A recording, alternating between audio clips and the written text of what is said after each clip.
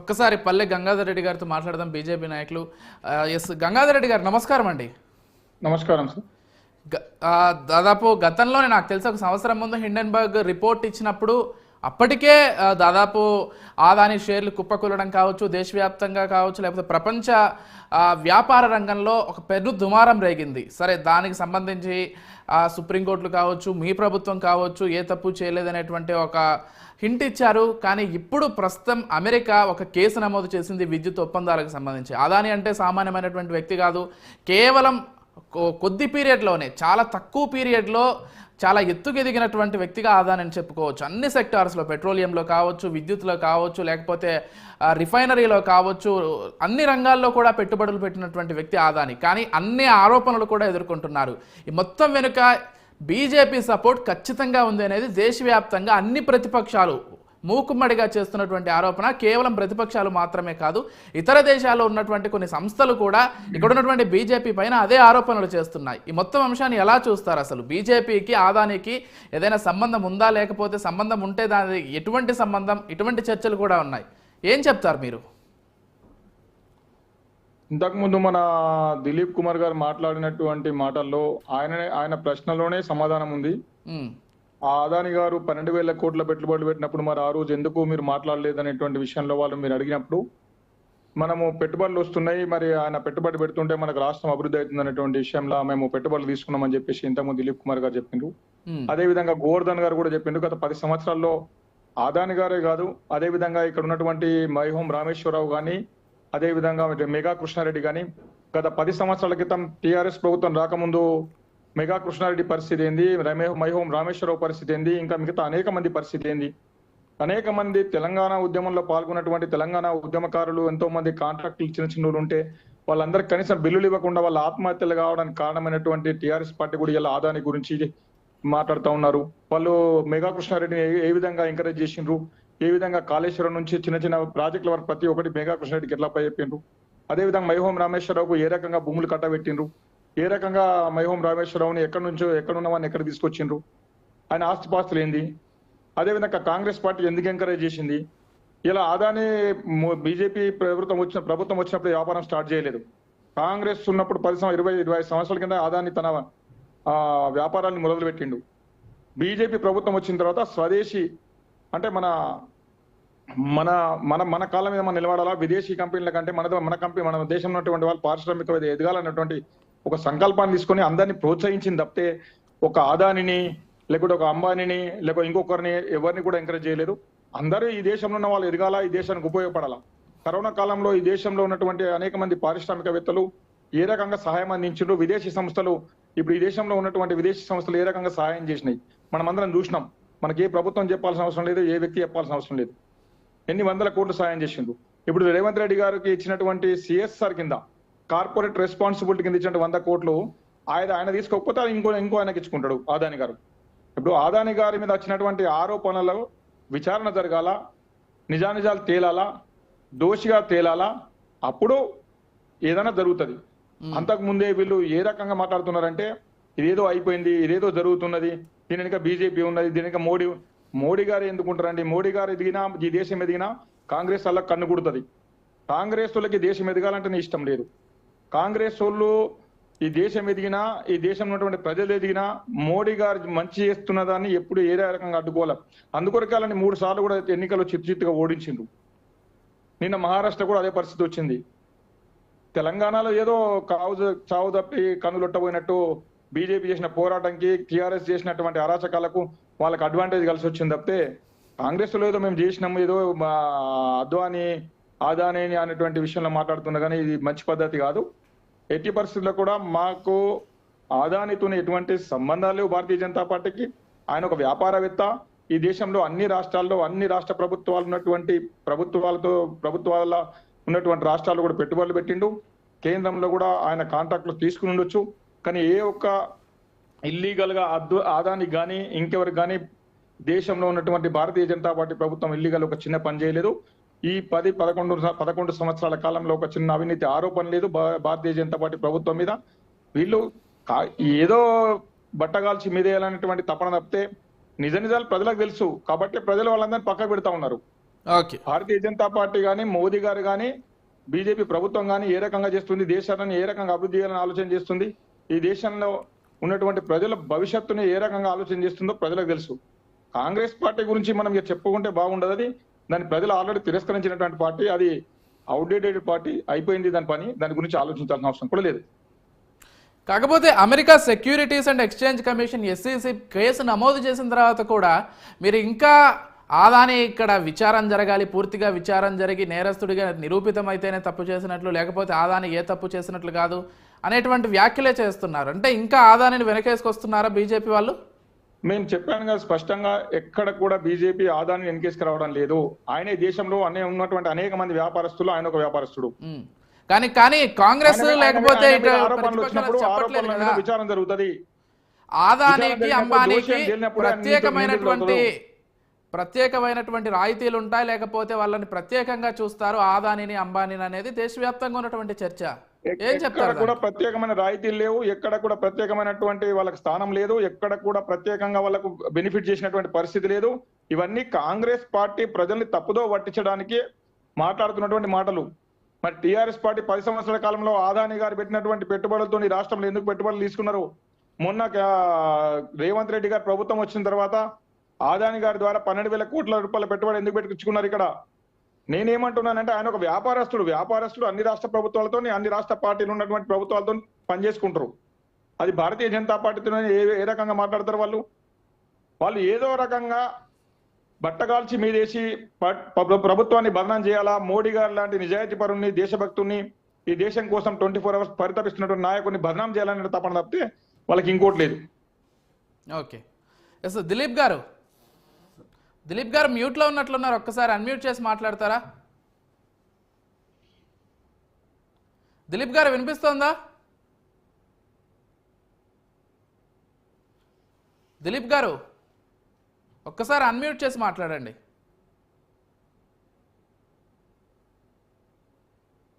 Hello, right. Gangareddy గారితో మాట్లాడదాం ఒకసారి లోపు. గంగారెడ్డి గారు, కేవలం బీజేపీ పైన ఆరోపణలు చేసేందుకే ఇటువంటి వ్యాఖ్యలన్నీ కూడా చేస్తున్నారు, లేకపోతే ఏంటి ఇక్కడ ఉన్నటువంటి ఆ రాష్ట్ర ప్రభుత్వం కూడా కొంతమంది పారిశ్రామికవేత్తలకి ప్రత్యేక రాయితీలు ఇవ్వలేదా?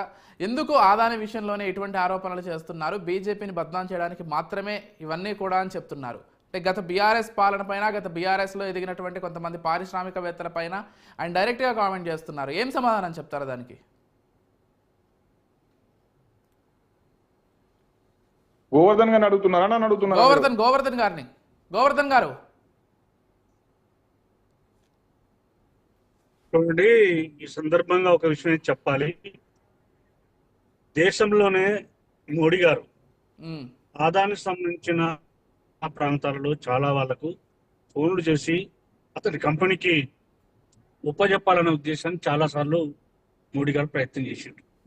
కాబట్టి ఇది చెప్పినా చెప్పకపోయినా ప్రపంచవ్యాప్తంగా మోడీ గారికి వెనుక ఎవరున్నారు, ఆదానికి తోడ్పాటుతోనే, మోడీ తోడ్పాటుతోనే ఆదాని ఇంత తక్కువ సమయంలో ఈ స్థాయికి వచ్చినది ఎవరు చెప్పినా చెప్పకపోయినా అది నమ్మరు.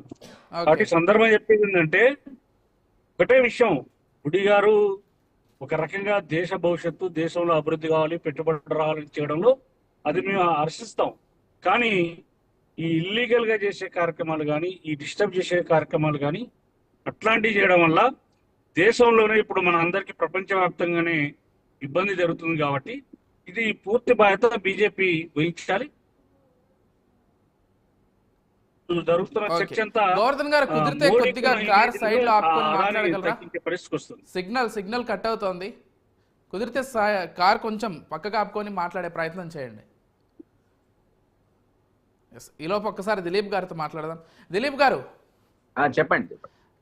కాంగ్రెస్ పైన చాలా సూటిగా విమర్శలు చేస్తున్నారు. ఆదాని అనేటువంటి ఒక వ్యక్తి కాంగ్రెస్ హయాంలోనే తన వ్యాపారాలు స్టార్ట్ చేశాడు, అప్పట్లోనే చాలా ఎదిగాడు. ఆ తర్వాత పారిశ్రామికవేత్తలకు అందరికీ ఇచ్చేటువంటి రాయితీలనే వాళ్ళకి ఇస్తున్నాను తప్పించి ప్రత్యేకంగా వాళ్ళకి ఇచ్చేటువంటిది ఏది లేదు అంటూ కూడా బీజేపీ వాళ్ళు చెప్పుకొస్తున్నారు. అంటే కేవలం కాంగ్రెస్ హయాంలో ఎదిగినటువంటి ఒక పారిశ్రామికవేత్తగా కూడా వాళ్ళు అభివర్ణిస్తున్నారు. ఏం చెప్తారు దానికి? పెద్ద మనకు దాని మీద పెద్ద విశ్లేషణను దాని మీద మనం ఏదో పెద్ద తెలివి వాడాల్సిన అవసరం లేదండి. శ్రీలంక పార్లమెంట్ లో ఆ రాష్ట్ర ప్రెసిడెంట్, ఆ దేశ ప్రెసిడెంట్ ఏమన్నాడంటే ఈ కాంట్రాక్ట్ ఎందుకు ఇచ్చారు ఈ అదానీ కంటే ఇండియన్ ప్రైమ్ మినిస్టర్ ఫోన్ చేశాడు అన్నాడు. మీ అంతకంటే కావాల్సిన ప్రూఫ్ ఏంటండి? ఆయనకు సపోర్ట్ గా ఆయన ఉన్నాడనే విషయాన్ని, అది ఒక ఆస్పెక్ట్. ఇంకొక ఆస్పెక్ట్, ఇంతకుముందు హిడెన్బర్గ్ కూడా వచ్చింది. సరే ఏదో ఇన్వెస్టిగేషన్ చేశారు, అది అవునన్నారు కాదన్నారు, సుప్రీంకోర్టు సంబంధించిన ఒక ఎంక్వైరీ కూడా జరిగింది. ఇవన్నీ కూడా ఏదో ప్రూవ్ కాలేదు, మంచిదే, ఆయన మంచివాడేది, చాలా సంతోషం. ఇప్పుడు అమెరికన్ ఏజెన్సీస్ ఇన్వెస్టిగేట్ చేసి అక్కడ పవర్ కి సంబంధించిన డీల్స్ లో ఈయన పోగు చేసుకున్న డబ్బుల్లో దాదాపు $235 million అవి తీసుకొచ్చి ఇక్కడ ఇండియాలో వివిధ రాష్ట్రాలకు అవన్నీ లంచం కింద ఇవ్వదూపుతున్నాడు. అవి బిలియన్స్ ఆఫ్ డాలర్స్ సంబంధించిన $20 billion సంబంధించిన కాంట్రాక్ట్ అని చెప్తున్నారు ఆ ఇన్వెస్టిగేటివ్ ఏజెన్సీ. బలంగా చెప్పడం కాదు, ఆ విషయం వాళ్ళు చెప్పిన తర్వాత కూడా లేదు లేదు చాలా మంచోడు, ఇది గుడ్ బాయ్ అని సర్టిఫికేట్ బీజేపీ తెలుసుకుంటే ఇవ్వమనండి. మనకేంటి, మీ సర్టిఫికేట్ పట్టుకొని మా దగ్గరికి వస్తాడు, ఇంకో రాష్ట్రానికి పోతాడు, మంచి బాలుడు అనుకొని మేము కూడా అతనితో అగ్రిమెంట్స్ ఎంటర్ అవుతాం. కానీ ఈ రోజు మేము ఆ 100 కోట్లు కూడా నాయన అయితే పుణ్యం ఉంటుందిరా బాబు తీసుకో, మాకు అవసరం లేదని చెప్పాం. రేపు అవసరం అయితే ఆ 1230 crores నాకు తెలిసి ఆయన తట్ట మట్టి కూడా ఇక్కడ తీయలేదు, వాటికి కూడా వీళ్ళు సే వీ డోంట్ వాంట్. కానీ బీజేపీ అయితే తేల్చాలి కదా, ఇన్ని రకాల ఇన్వెస్టిగేషన్ ఏజెన్సీస్ అదిగో విదేశాల్లో ఉన్నవి. ఇప్పుడు కీన్యా తనకున్న కాంట్రాక్ట్ రద్దు చేసుకుంది. ఫ్రాన్స్ అన్నది టోటల్ ఎనర్జీస్ అనే కంపెనీ ఉంది వాళ్ళ దగ్గర. వాళ్ళు year after you should not take a single rupee from Adani అని నిన్న మొన్న జస్ట్ ఫ్యూ అవర్స్ 13 hours కి ఒక ఆర్డర్ పాస్ చేసింది. ఇంత జరిగినాక లేదు లేదైనా మంచి వాళ్ళు అంటే కానివ్వండి, మరి ఏం చేస్తాం. అది కాకుండా కాంగ్రెస్ అసలు దేశం ఎదిగితే చూడలేదనేటువంటి విమర్శ కూడా చేస్తున్నారు వాళ్ళు. అందుకే ఇక్కడ ఉన్నటువంటి పారిశ్రామికవేత్తలు తక్కువ చేసే ప్రయత్నం చేస్తున్నారు అనేటువంటి మాట మాట్లాడుతున్నారు. అంటుంటే అవినీతి పరుడని చెప్తుంటే లేదు లేదు మేము ఎదుగుదల చూడలేము, భారత్ ఇంకా బ్రహ్మాండంగా వికసించనేయండి. వికసిత్ భారత్ ఈ విధమైన అవినీతితో వేరే దగ్గర వికసిస్తే మరి ఏం చేద్దాం, చప్పట్లు కొడమంటే కొడదాం మనం కూడా.